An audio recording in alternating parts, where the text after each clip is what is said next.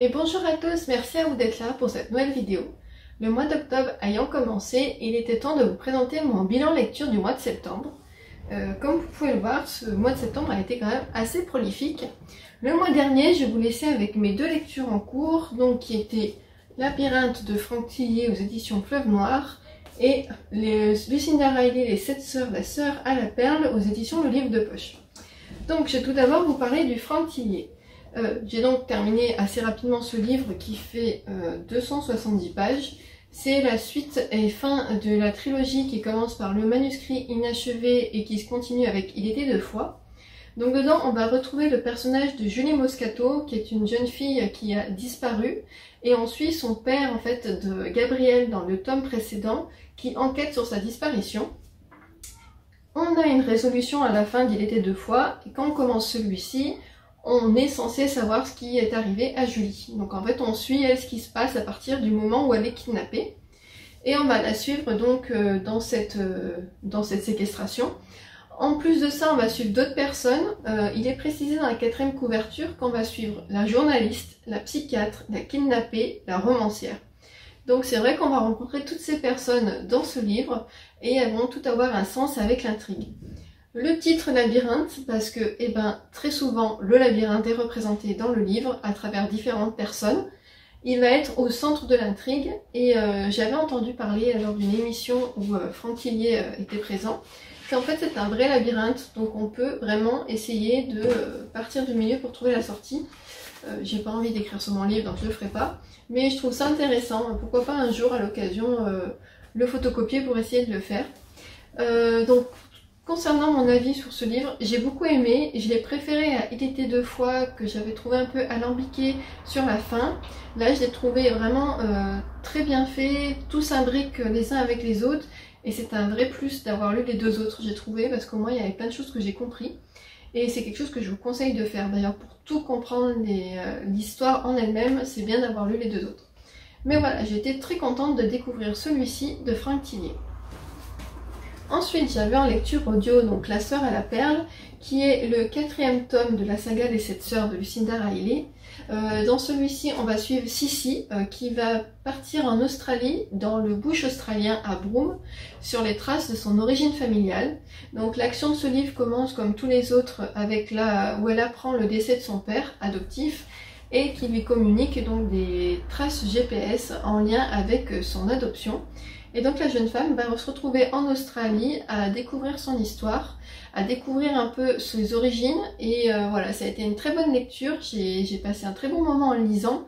J'ai adoré découvrir Sissi qui était une des sœurs que j'aimais le moins et après avoir lu celui-ci, mon avis a vraiment changé.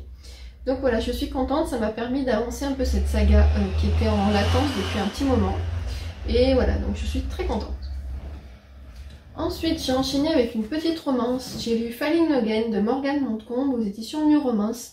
Donc c'est une auteure que j'aime beaucoup, j'ai lu pas mal de ses livres, Morgane Montcombe. Et là, on va suivre son personnage, donc Fleur et Aaron. Fleur est une jeune femme qui fait du dessin et qui n'arrive pas à trouver de boulot, qui essaie de vivre de sa passion, mais c'est assez compliqué. Et un jour, elle va être approchée par une entreprise qui crée des jeux vidéo pour qu'elle puisse faire les illustrations des prochains jeux vidéo. Et une fois sur place, elle va rencontrer Aaron, qui ne lui est pas inconnu parce qu'il s'agit de son premier amour, sauf que lui, il l'a complètement oublié. Déjà, elle, le problème, c'est qu'elle se présente sous son pseudo d'écrivaine alors que lui, il la connaît sous son vrai prénom, donc il fait pas le lien, et il va mettre beaucoup de temps, du coup, à découvrir qui elle est. C'est une histoire d'amour autour de l'univers de la K-pop aussi, que je ne connaissais pas, que j'ai un peu découvert. J'ai trouvé ça assez original. Et en vous faisant le récap, je me demande si je vous en ai pas déjà parlé au mois d'août, parce que j'ai un doute si j'ai lu ce livre en août ou en septembre. Voilà, on verra bien. Ensuite, j'ai lu en lecture commune avec Pauline The Heart of Betrayal, le livre 2 de Marie E. Persson. Donc c'est la suite du livre The Kiss of Deception qui a été un vrai coup de cœur que j'ai lu l'année dernière il me semble.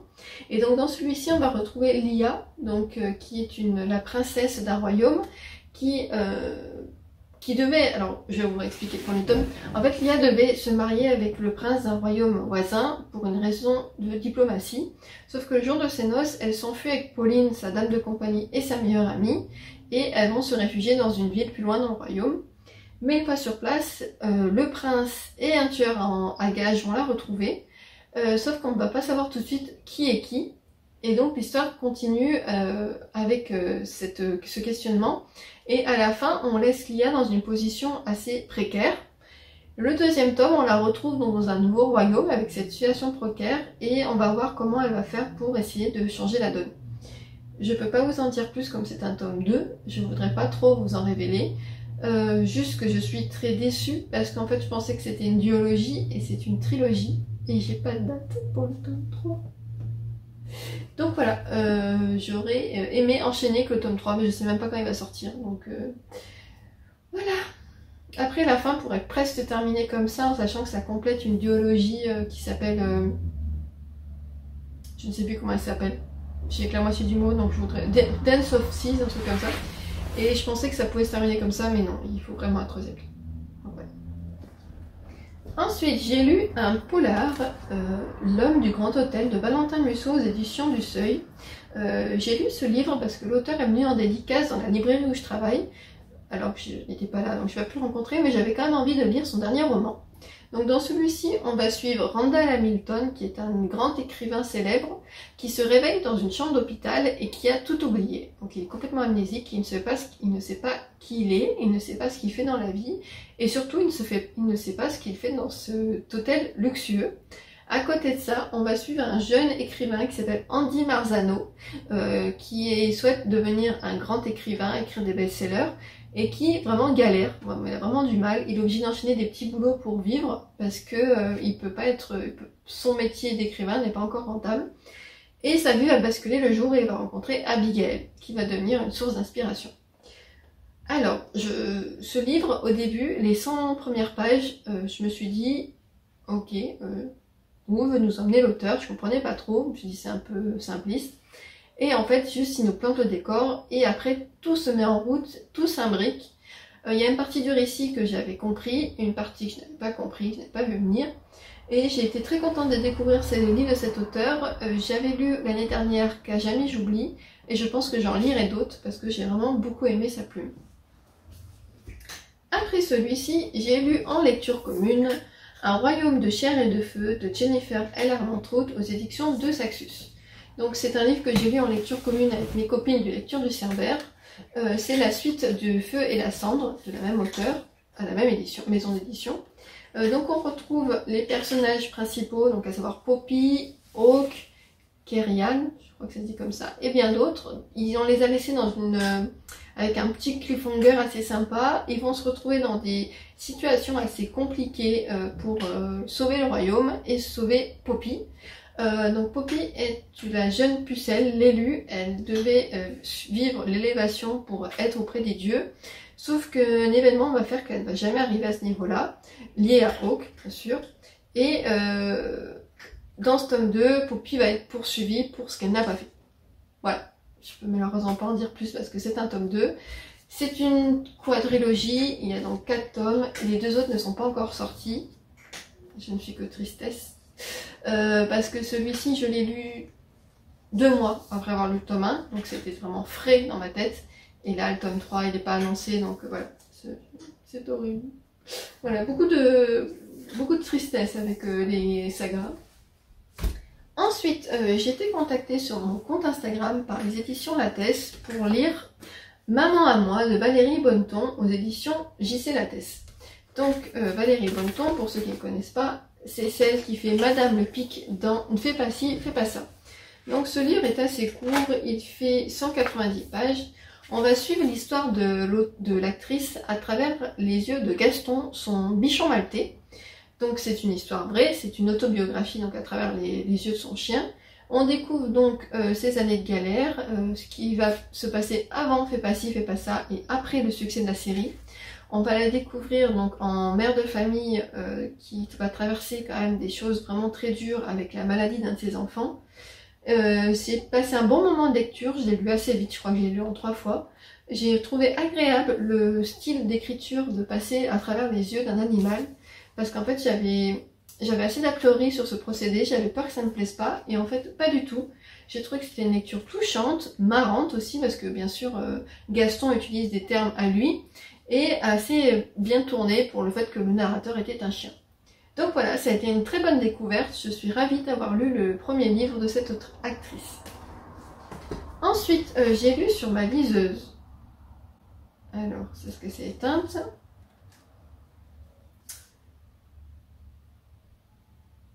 Donc j'ai lu The Love Hypothesis de Ali Hazelwood aux éditions Hauteville.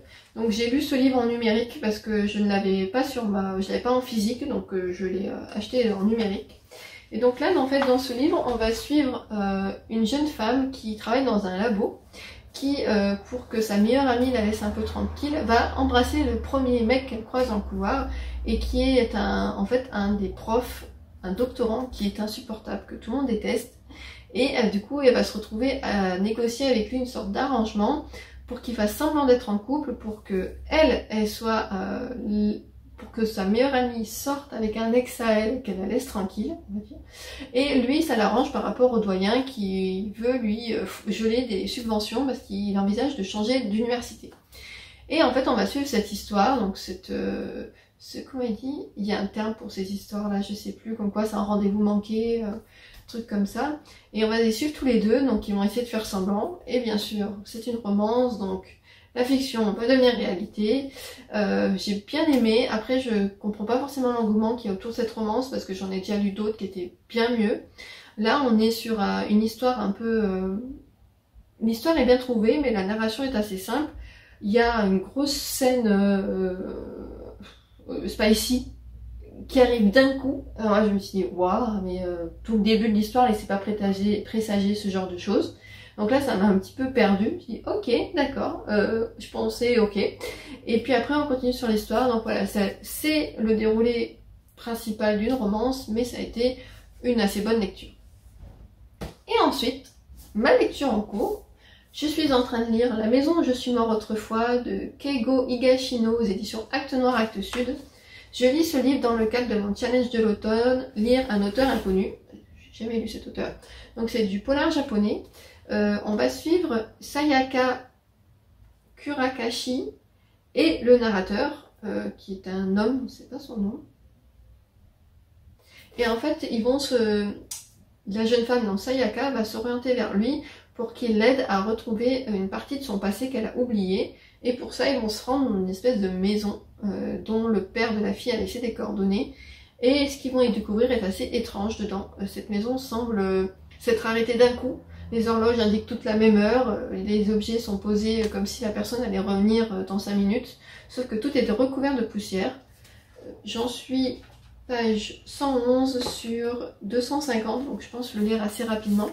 Mais pour l'instant ça me plaît bien, j'espère qu'il n'y a pas des choses trop effrayantes dedans, parce que je suis pas prête. Mais voilà, c'est une bonne lecture. Et en audio, je continue la saga des 7 sœurs avec La sœur de la lune, donc qui est le tome 5, où là on va suivre Taiji, qui est donc la 5e sœur qui va en Écosse, dans un domaine qui s'appelle Kinnaird, où elle va s'occuper de la réinsertion de chats sauvages. Et à côté de ça, elle va découvrir un peu les origines de son adoption. Et elle va aller pour ça dans les grottes de Sacremonte, vers Grenade en Espagne. Donc on la suit dans ces deux pays, tout en découvrant l'histoire de sa grand-mère, Lucia Albaicín, qui était une grande danseuse de flamenco. Donc là j'ai écouté presque 600 pages, il me reste moins de 7 heures d'écoute, donc je pense que je le finirai d'ici le milieu du mois. Mais voilà, j'aime beaucoup aussi ce personnage, j'aime beaucoup écouter cette saga en fait, la lire en audio, c'est vraiment très agréable. Je pense que si je me lasse pas, le 6e tome, je ferai pareil, je le ferai en audio, pourquoi pas enchaîner aussi, pour bien avancer la saga. Voilà, parce que là j'étais en retard, et en 2 mois j'ai bien rattrapé mon retard. Donc voilà pour mon bilan de septembre, comme vous pouvez le voir, il a été assez prolifique. Octobre est un peu plus mou sur le départ, mais bon, je vais pouvoir me rattraper un petit peu.